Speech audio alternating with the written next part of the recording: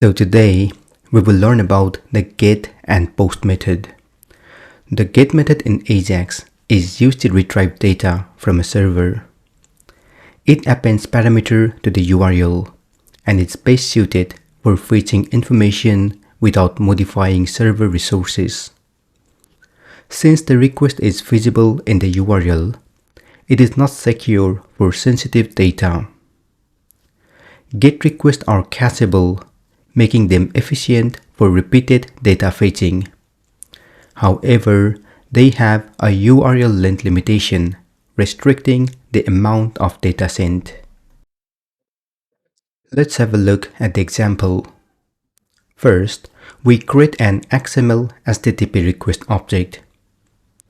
Then, we open a connection using xsr.open. We use the get method and the URL.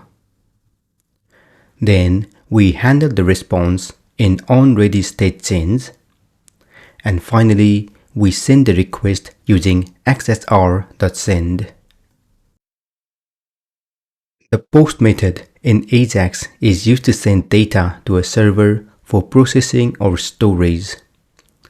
Unlike GET, it sends data in the request body, making it more secure for sensitive information. Post requests are not cached and do not have URL length limitation, allowing the transmission of large amount of data. It is commonly used for submitting forms, uploading files, and updating server-side resources. Let's have a look at the example. First, we create an XMLHttpRequest object. Then, we open a connection using xsr.open. We use the post method and the URL.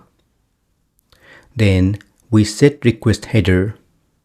We use content type application JSON for the JSON data. Then, we handle the response in onReady state change. And finally, we send the request using xsr.send, where the data is a JSON string. This is the end of this session. In the next session, we'll learn about the AJAX response format. Feel free to comment below if you have any questions.